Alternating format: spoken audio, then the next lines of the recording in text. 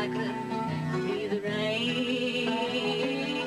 Okay, so for those familiar with music history, you might recognize one or two people in this film. That is Jerry Garcia of the Grateful Dead playing guitar in 1969 at Woodstock, just off stage. And that woman right there who was singing with him, well, that's Idaho's Rosalie Sorrels, who at the time was just 8 years into a recording career. And it's quite the journey for a woman born in Boise who became a mother of 5 kids before she decided to become a folk singer, who then found herself jamming in a field with Jerry Garcia at one of the most iconic music festivals in history.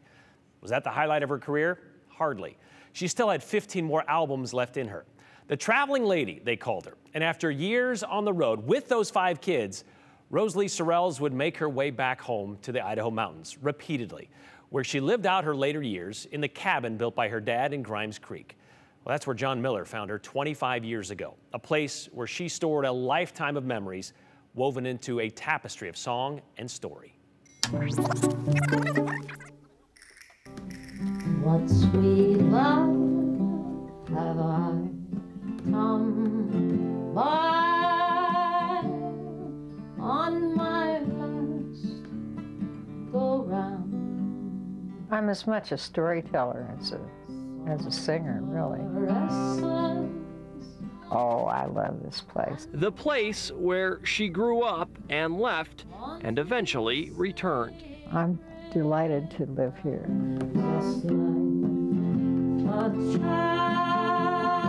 I don't enjoy writing.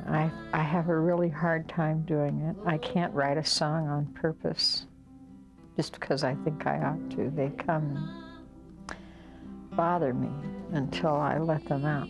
And you'll find a lot of songs have come and bothered her if you flip through her 21 albums. I started this when I was 33 years old. It was a hobby. I only did it because I didn't know how to do anything else. I was out by myself with no money and no skills and 5 kids to take care of. It's not easy being a folk musician, but it's made easier knowing you're part of an extended family, defined on Rosalie's ceiling by dozens of age-old stage bills. When my head blew up, when I had the aneurysm in '88, I had no health insurance, and all these people got together. Short on money, but never short on music, and always willing to help a friend. All of them got together and did benefits for me and tried to help me pay my hospital bills. And the music, it is wild and sad like orphaned angels sing. At nearly 65, the music still comes from deep inside Rosalie Sorrels, filling this cabin that's already chock full of books and pictures and pieces given to her by the people that made this house her home. And as many places as Travelin Lady Rosalie Sorrels will visit, somehow it's just good to know. I will come back here. John Miller, Idaho's News Channel 7. Rosalie would live another 19 years, passing away at her daughter's home in Reno, Nevada in 2017 at the age of 83.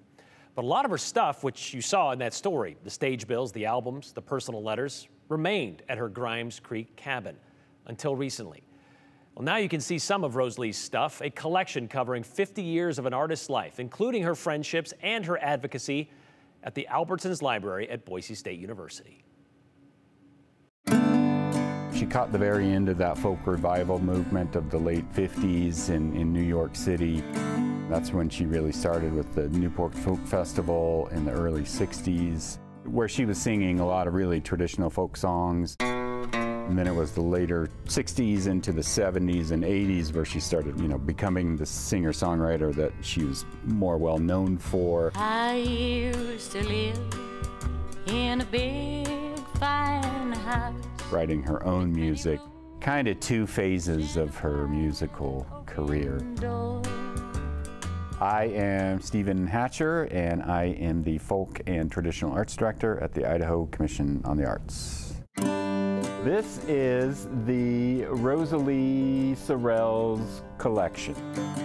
This is a collection of personal items that Rosalie held on to herself for the entirety of her life that represents 5 decades of her musical career, her social issue advocacy, and friendships. We have a lot of her concert posters from around the country, not only in Idaho, but from everywhere from San Francisco to the East Coast. So it's nice to see the who she played with. Everyone from Malvina Reynolds to folks from the Grateful Dead, Jerry Garcia and Bob Weir. There's Muzzy Braun and Pinto Bennett. She organized big Idaho-based concerts with them. Birthday cards from friends like Ramblin' Jack Elliott and Robert Creeley, the poet, and Pete Seeger, the musician. Her personal letters from Hunter S. Thompson. I knew there was a sort of a connection there, but until you read the handwritten letters by Hunter S. Thompson, you don't know how well they knew each other. She brought Joan Baez to Boise, and she kept that ticket.